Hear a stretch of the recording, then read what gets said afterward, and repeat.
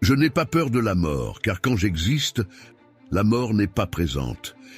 Et quand la mort est présente, je n'existe pas. Ces paroles ont été prononcées par Épictète il y a 2000 ans. Dans l'Antiquité, les stoïciens n'avaient pas peur de la mort. Ils ne considéraient pas la fin de leur vie comme un moment mystérieux où ils passaient de l'être au non-être. Au contraire, les stoïciens gardaient la mort toujours présente dans leur esprit, ce qui les aidait à poursuivre la vertu et à mener une vie épanouie. Comme le dit Sénèque, le sage ne craint pas la mort. Sa vie a été une préparation constante à la séparation de l'âme et du corps quand Dieu le voudra. Mais aujourd'hui, la mort nous fait horreur. C'est pourquoi nous essayons d'y échapper. On fait comme si ça n'existait pas. On perd du temps et on vit comme si on n'allait jamais mourir. Même quand on l'a en tête, cela ne sert qu'à se dire « Qu'importe la vie si on se dirige vers la mort. Pourquoi essayer de bien vivre si on va mourir de toute façon et que rien n'a de sens ?» Cependant, pour le stoïcisme, cela n'est pas vrai. Les stoïciens croyaient que la mort n'était pas quelque chose d'indifférent pour nous, mais plutôt l'un des moments les plus fondamentaux de notre vie. C'est le moment qui a donné un sens à notre existence. Nous n'avons qu'une seule vie, un seul aller-retour. Et précisément parce que nous savons que cela se terminera, que nous ne pouvons faire ce que nous faisons qu'une seule fois, que nous avons la motivation pour vivre et que toutes nos expériences sont précieuses. La mortalité n'est pas une honte, c'est un cadeau. Ces affirmations sur la fugacité et la temporalité de la vie sont susceptibles de nous rendre anxieux et souffrants. Mais pour un stoïcien, la conscience de notre propre mort est la meilleure incitation à pratiquer la vertu et à trouver la sérénité. N'oubliez pas qu'un stoïcien applique la dichotomie du contrôle. Indifférence à l'inévitable et vertu à ce qui peut être contrôlé. Pouvons-nous faire quelque chose pour éviter la mort? La réponse est clairement négative. Alors, s'il n'y a rien à faire, n'est-il pas absurde d'en souffrir? N'est-il pas préférable de se battre pour ce qui est sous notre contrôle, c'est-à-dire d'essayer de vivre du mieux que nous pouvons?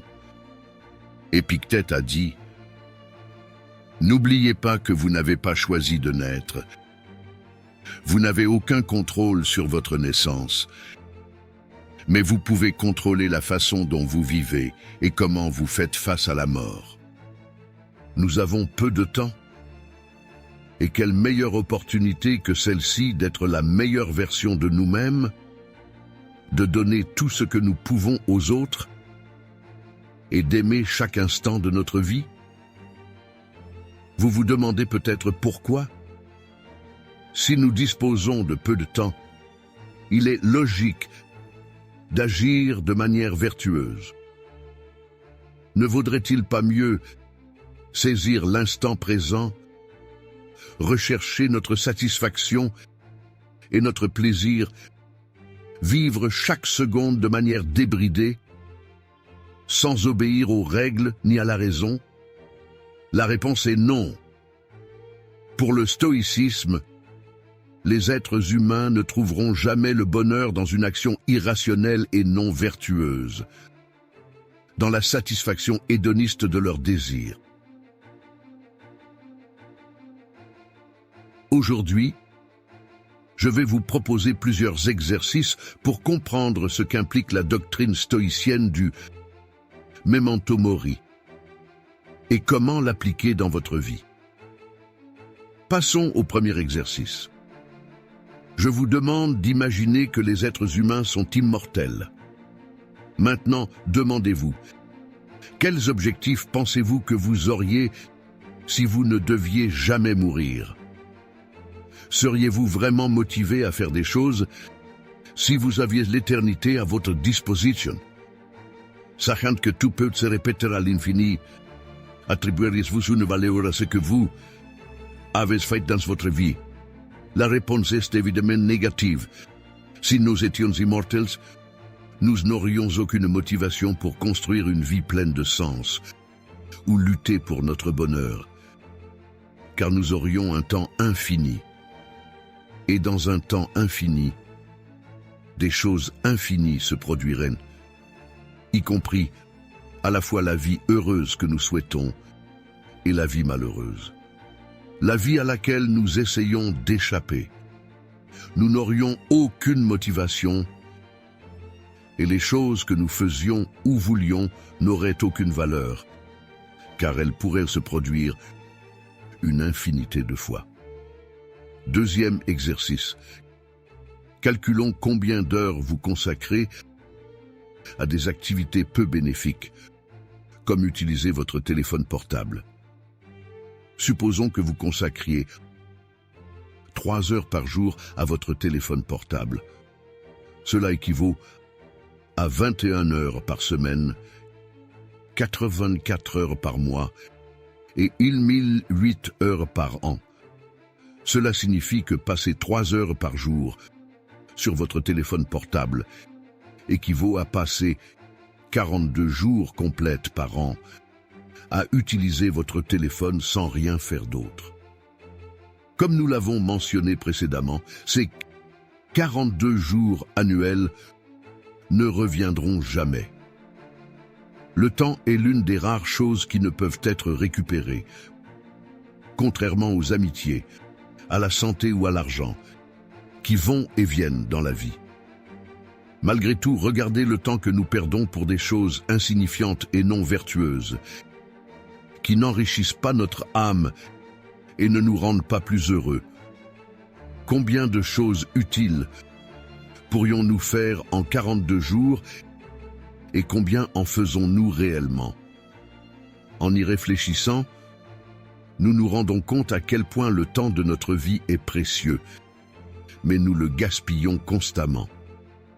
Troisième exercice. Imaginez qu'on vous dise que vous mourrez dans 6 heures.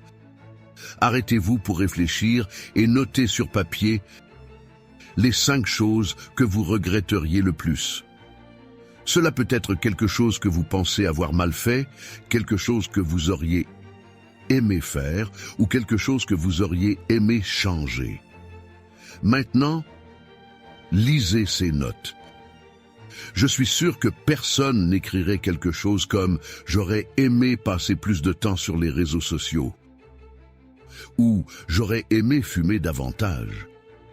Au contraire, presque tout le monde écrirait des choses comme « Je regrette de ne pas passer plus de temps avec mes proches ». J'aurais aimé avoir le courage de faire quelque chose dont je sais qu'il me rendrait heureux. Ou j'aurais aimé ne pas tergiverser. Tellement. Ces désirs sont communs à nous tous, car ils sont enracinés dans la nature humaine qui recherche le bonheur. Comme le soutenaient les stoïciens, nous ne pouvons aspirer à une vie épanouie qu'en cultivant la vertu, ce qui est exactement ce dont nous nous souvenons le plus de ceux qui ne sont plus parmi nous.